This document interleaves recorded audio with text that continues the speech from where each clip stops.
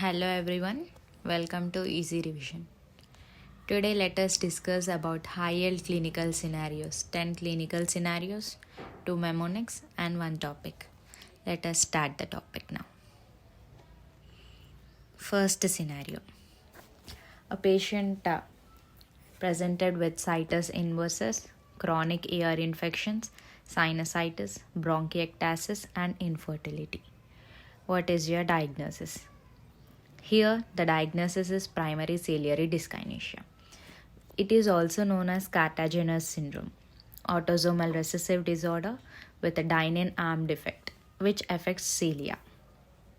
Let us discuss something about primary ciliary dyskinesia. It is also known as cartilaginous syndrome. It is autosomal recessive disorder, dynein-arm defect affecting cilia. It results in immobile cilia. The patient presents with situs inversus, chronic ear infections, sinusitis, bronchiectasis, and infertility. Lab findings include decreased nasal nitric oxide. It is about cartilaginous syndrome. Next, let us see the second clinical scenario. A patient presented with blue sclera, multiple fractures, dental problems, and conductive hearing loss. What is your diagnosis? Here, our diagnosis is osteogenesis imperfecta. It is due to type 1 collagen defect. Let us see something about osteogenesis imperfecta. It is also known as brittle bone disease. Most common form is autosomal dominant with decreased production of otherwise normal type 1 collagen, altered triple helix formation. Clinical features are blue sclera, multiple fractures, dental problems, and conductive hearing loss. Let us see the picture of blue sclera. It is representing the blue sclera. Next, these are the limb abnormalities, upper limb extremity. Now, third scenario. A patient with elastic skin, hypermobility of joints, and increased bleeding tendency. What is your diagnosis? Here the answer is Ehlers-Danlos syndrome. Type 5 collagen defect is seen. Type 3 collagen defect is seen in vascular subtype of Ehlers-Danlos syndrome. Let us see about Ehlers-Danlos syndrome. It is due to faulty collagen synthesis causing hyperextensible skin, hypermobile joints, and tendency to bleed. Can be autosomal recessive or dominant. May be associated with joint dislocation, berry and aortic aneurysms. Let us see the pictures.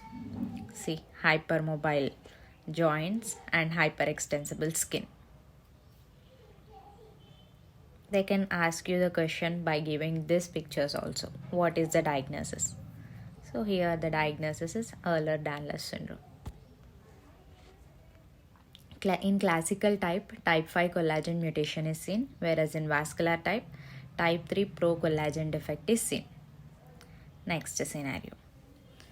Arachnodactyly, lens dislocation upwards and temporal, aortic dissection, and hyperflexible joints. What is your diagnosis? Here the diagnosis is marfan syndrome. It is due to fibrillin defect.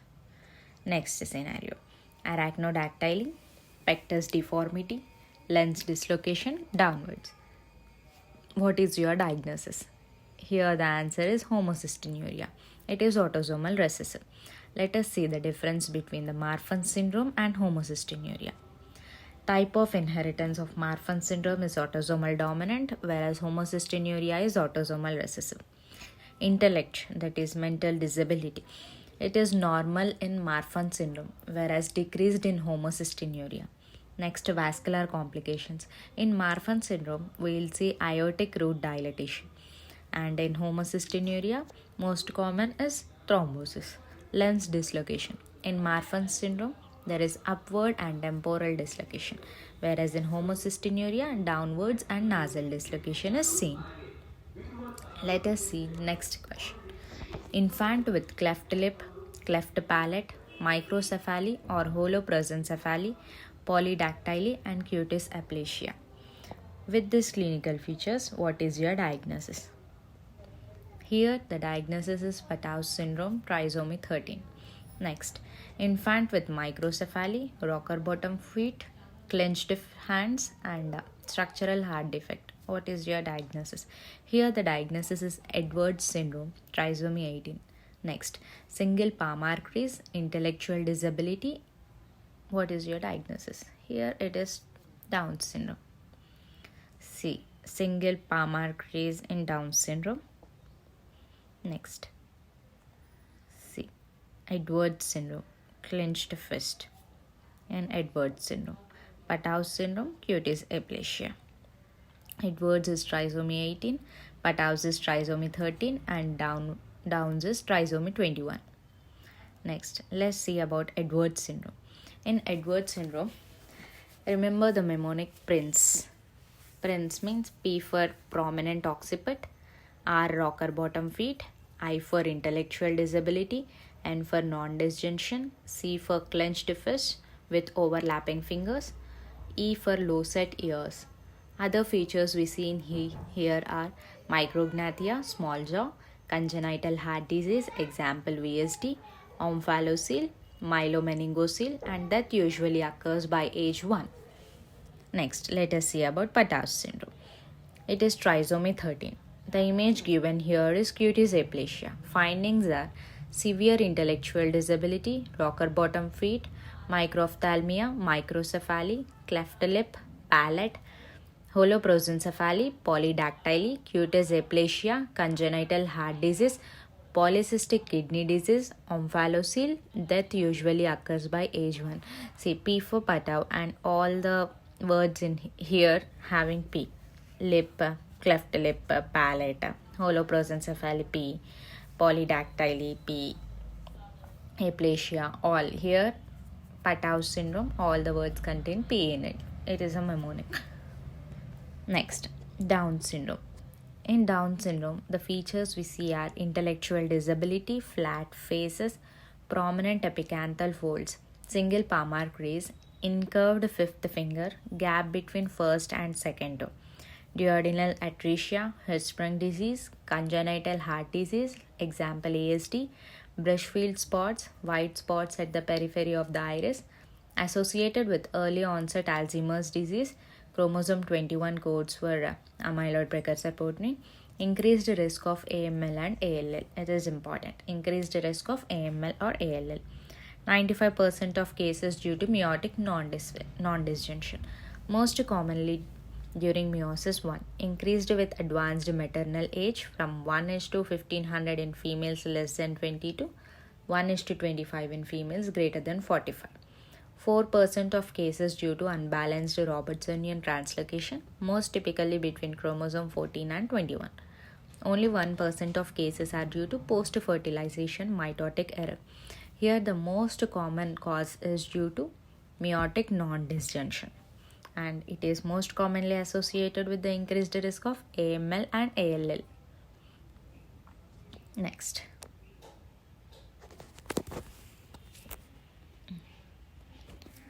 First trimester screening, let us see about the trisomies and what are the values that are elevated or decreased. In first trimester screening, we do beta HCG and PAPPA screening.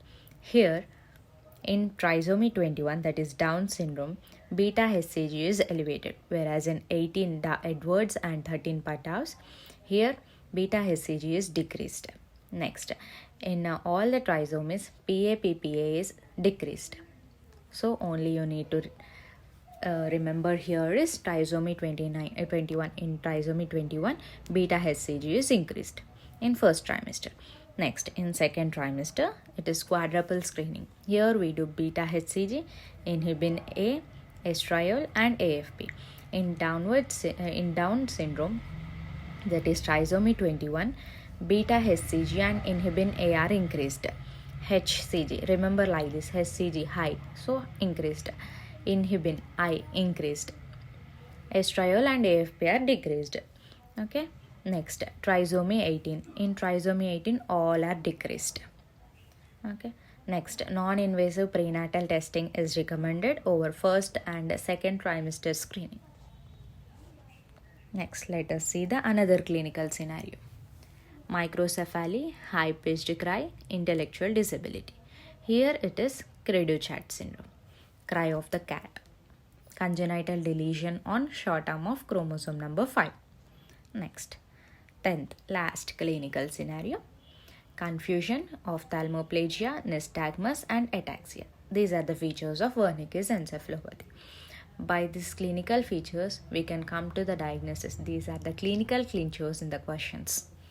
You can get directly to the diagnosis. Let us see all the 10 what we have read till now. First, it is cartilaginous syndrome. This is due to immotile cilia. All the secretions are accumulated and leads to the infections, that is chronic ear infection, sinusitis, bronchitis and infertility due to immotility and situs inversus. Next, second, we learned about osteogenesis imperfecta. Here the blue sclera, multiple fractures, conductive hearing loss and dental problems. Here you remember it is conductive hearing loss. Next, Ehlers-Danlos syndrome. See these images. Remember these images so that with these images you can come to the diagnosis. This is Ehlers-Danlos syndrome. And remember, in the vascular subtype there is a defect in the collagen, procollagen, that is collagen type 3. Next, in marfan syndrome, you remember it is a dislocation of temporal and superior. M. Let me write here. M. By this you remember here superior and temporal dislocation of lens, whereas in homocystinuria it is reverse, nasal and inferior. Okay, you remember like this. Next you saw homocystinuria. Here you see there will be increased levels of homocysteine, so you can see thrombosis here. Thrombosis is the main feature here in homocystinuria. Next, cleft lip, cleft palate, all P's here. Remember Patau's syndrome. And then next Edwards syndrome is 18. Remember Prince, mnemonic Prince.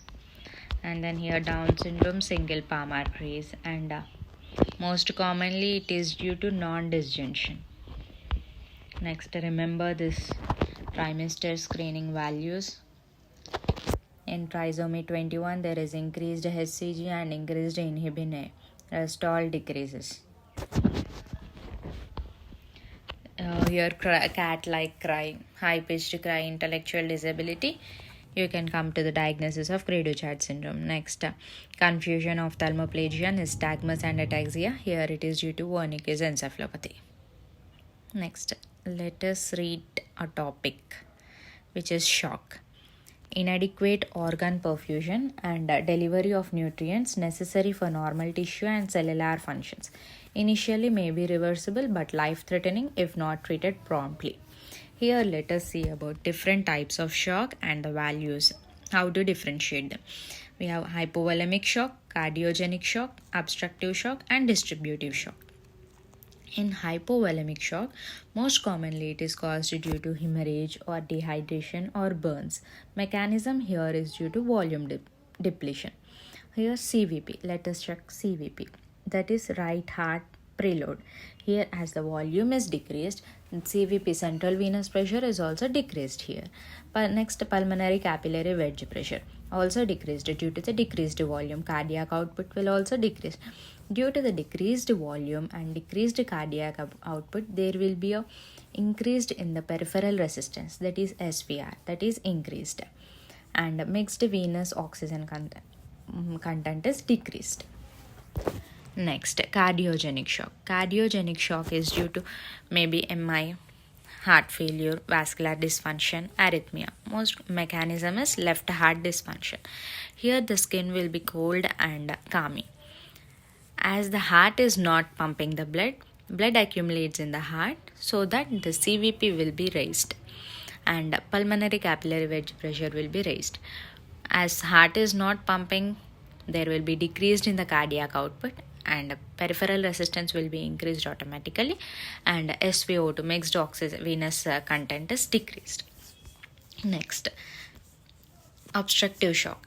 Causes may be cardiac tamponade, pulmonary embolism, tension pneumothorax. Mechanism is right heart dysfunction. Here CVP is increased. As it is obstructive shock, the heart is not pumping the blood out, so there will be increased CVP, increased PCWP, and decreased cardiac output. Peripheral vascular resistance is increased and venous content is decreased. Here, in cardiogenic shock and obstructive shock, most of the features are similar. All the features are similar. Remember like this. Then next, distributive shock. In distributive shock, we have two types: sepsis, early anaphylaxis, and then next is CNS injury. In both of this, there will be a systemic vasodilation, so that peripheral vascular resistance is decreased. Next, CVP is decreased, PCWP is decreased, cardiac output is increased in case of sepsis, whereas decreased in case of CNS injury. And mixed venous saturation is increased in both of the distributive shock. This is what about the shock. You people remember here, in case of CNS injury, there is autonomic dysfunction, so that there will be decreased in the peripheral vascular resistance and decreased in the cardiac output. Whereas in sepsis, it is high output cardiac failure. There will be output will be high, cardiac output will be high, whereas systemic vascular resistance is decreased due to the vasodilation. Here the skin is warm and dry. This is all about shock. Let us see two mnemonics. Class 3 antiarrhythmic drugs. These are the potassium channel blockers. AIDS, you remember AIDS. The class 3 antiarrhythmic drugs include amiodarone, ibutylide, dofetilide, and cetalol. Cetalol is also a beta blocker. It comes under class 2 also. Next, let us read about psoriasis. Remember the mnemonic as psoriasis itself. P for pink papules or plaques, pinpoint bleeding, Auspitz sign. Next, S for silver scales, O for onycholysis or oil spots, R for rete ridges with regular elongation, I for itching, R for arthritis or abscess, Monro's microabscess, it is also known as Monro's microabscess, S for stratum corneum with nuclei neutrophils, I for immunologic, S for stratum granulosum absent, and a stratum spinosum thickening. This is about psoriasis. Let us see once again. Class 3 antiarrhythmic drugs, potassium channel blockers. Here the mnemonic is AIDS, amiodarone, ibutylide, dofetilide, and cetalol. Psoriasis. For this the mnemonic is psoriasis itself. P for pink papules, plaques, pinpoint bleeding, Auspitz sign. S for silver scales, O for onycholysis, oil spots, R for rete ridges with the regular elongation, I for itching, A for arthritis, abscess, Monro's microabscess, S for stratum corneum with nuclei and neutrophil. Immunologic, I for immunologic, S for stratum granulosum absent and stratum spinosum thickening. Thank you. If you like this video, please watch this video, like, share and subscribe. If you want the notifications, please click on the bell icon.